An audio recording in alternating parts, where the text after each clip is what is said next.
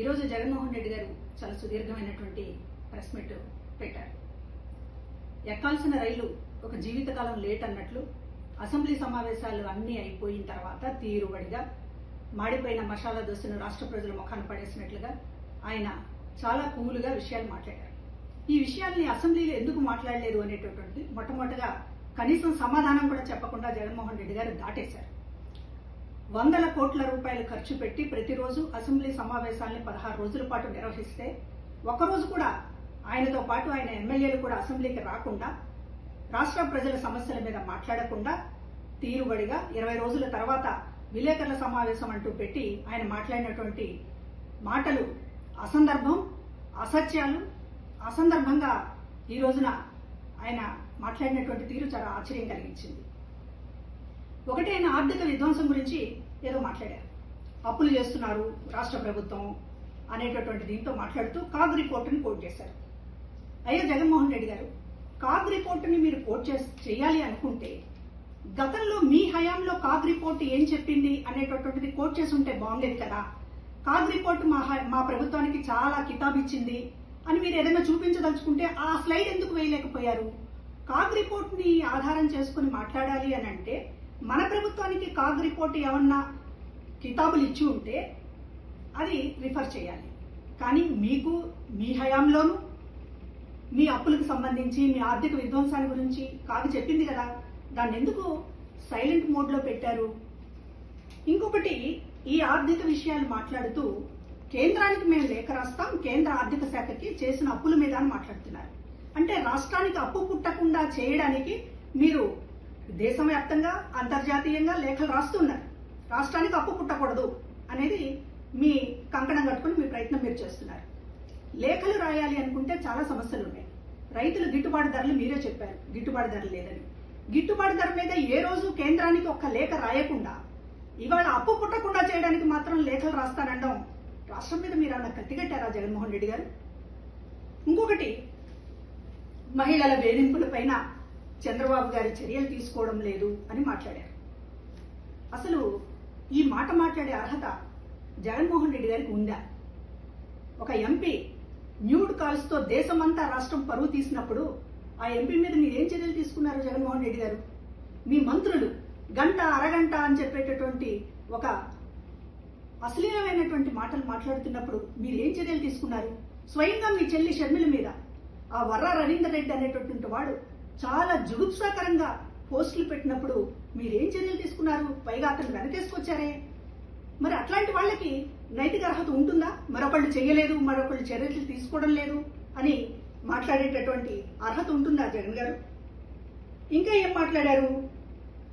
తండ్రిని లోకేష్ జాకీలెత్తి లేపుతున్నాడు అని చెప్పి మాట్లాడుతున్నారు. తండ్రులని ఎవరైనా కొడుకులు జాకీలు ఎత్తుతారు. గొప్పతనం ఉన్నప్పుడు మరింతగా ఎత్తుతారు. మీలాగా రాజశేఖర రెడ్డి గారి పథకాలకు పేరు తీసేయడం, రాజశేఖర రెడ్డి గారిని డౌన్ చేసి మీలాగా పైకి వెళ్లాలనుకోవడం అందరు కొడుకులు చేయలేరు కదా. కాబట్టి లోకేష్ గారు తండ్రిని ఎత్తుతారు ఖచ్చితంగా.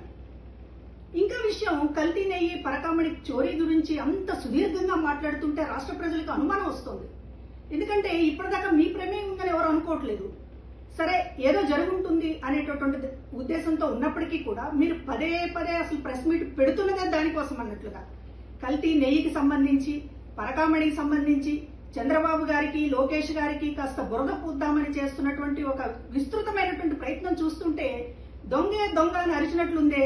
ఏదో జగన్మోహన్ రెడ్డి గారికి సంబంధం ఉందేమో, పదే పదే ఆ విషయాన్ని మాట్లాడుతున్నారు అనేటటువంటి అనుమానం రాష్ట్ర ప్రజలకు వస్తుంది. ఇవాళ మీరు పరకామణి చోరీ గురించి మాట్లాడుతున్నటువంటి తీరు గతంలోనేమో అదేదో చిన్న తప్పన్నారు, ఇవాళేమో ఎందుకు బెయిల్ ఇప్పించారని అంటున్నారు. గతంలో పరకామణి చోరీ కేసు చిన్నదైందా? భక్తులకి న్యాయం చేయటము, దేవుడికి న్యాయం చేయడము అంటే సొమ్ము అప్పు చెప్పడమేనా? శిక్షించవద్దా? నేరస్తుల్ని శిక్షించవద్దా? మీరు ఆ తప్పు చేసి ఇవాళ నాకు దేవుడి మీద చాలా భక్తి ఉంది, లేకపోతే ఇతర విషయాలన్నీ కూడా మాట్లాడుతున్నటువంటి తీరు చూస్తుంటే మీ పాపాన్ని కడుక్కోవడానికి ఎదుటి వాళ్ళు కూడా బురదలో ఉన్నారు అని చెప్పేటటువంటి ప్రయత్నం చూస్తుంటే మాత్రం ఖచ్చితంగా తిరుపతి విషయంలో మీరేదో దాస్తున్నారు. జగన్మోహన్ రెడ్డి గారికి స్వయంగా ప్రమేయం ఉన్నటువంటి విషయాల్ని దాయటానికే పదే పదే ప్రెస్ మీట్ వంకతోటి కల్తీ నెయ్యి గురించి, పరకామణి గురించి మాట్లాడుతున్నారు. రాష్ట్ర సమస్యల మీద కంటే కూడా ఆ విషయాలనే ప్రస్తావిస్తున్నారు అనేటటువంటిది అర్థమవుతోంది. ఇక నిరుద్యోగ భృతి, ఆడబిడ్డ నిధి, హామీలు, వీటన్నిటిని నిలదీస్తున్నాం అంటున్నారు. ఎక్కడ నిలదీశారు మీరు? ఏ ఎమ్మెల్యే మాట్లాడాడు అసెంబ్లీలో? చెప్పండి. నిలదీశామంటే ఏంటి? విలేకరుల సమావేశంలో కదలకుండా కుర్చీలో కూర్చుని మాట్లాడడమా? మీకు అధికారం ఇచ్చింది ఎందుకు? అసెంబ్లీలో ఎందుకు నిలదీయలేకపోతున్నారు? మీ కాళ్ళు చేతులు పడిపోయినాయా? ఎందుకు మాట్లాడడం లేదు? మాట్లాడితే ఇంకొక మాట అన్నారు, ఎమ్మెల్యేలు ఆటలాడుతున్నారు అని. అయ్యా, ఎమ్మెల్యేలు ఆటలు మాత్రమే ఆడారు. మేమందరం ఐక్యంగా ఉన్నామని రాష్ట్రానికి భరోసాని ఇవ్వడానికి ఆటలు మాత్రమే ఆడారు. మీలాగా రాష్ట్రంతో ఆడుకోలేదు. 3 రాజధానులు అనేటటువంటి పేరుతో రాష్ట్రంతో ఆడుకోలేదు.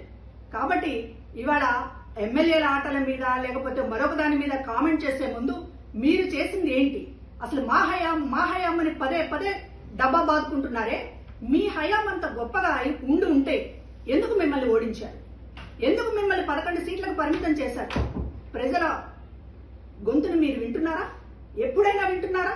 చుట్టూ మంది మార్బల్లని వేసుకుని సీఎం జగన్ అని అరిపించుకోవడం తప్ప ఒక ప్రజల దగ్గరికి వెళ్ళి, ఒక ప్రజల గుంపు దగ్గరికి వెళ్ళి ఎందుకు మీరు నాకు ఓట్లు వేయలేదని మీరు ఒక్కరోజైనా అడిగారా? 2 ఏళ్లలో కనీసం మీ నాయకులను అడిగారా? కనీసం మీ కార్యకర్తలను అడిగారా? అదంతా పోయి మా హయాం ఏదో స్వర్ణయుగం. ఏం స్వర్ణయుగం అండి మీ హయాము? మీ హయాం స్వర్ణయుగం కాదు, ఒక రాక్షస యుగం అనే కదా ప్రజలు తీర్పిచ్చింది. దాన్ని మీరు చెవికెక్కించుకోకుండా పదే పదే విలేకరుల సమావేశంతో మళ్ళీ ఎందుకు మాకు రీల్ చూపిస్తున్నారు? మీ రాక్షస కాండని మళ్ళీ రీల్ చేసి చూపిస్తున్నారు తప్ప మీ హయాం గురించి కనీసం మీరు ఇప్పటికైనా సరే వాస్తవాలు తెలుసుకోండి, సరిదిద్దుకోండి. ఇది నా విన్నపం.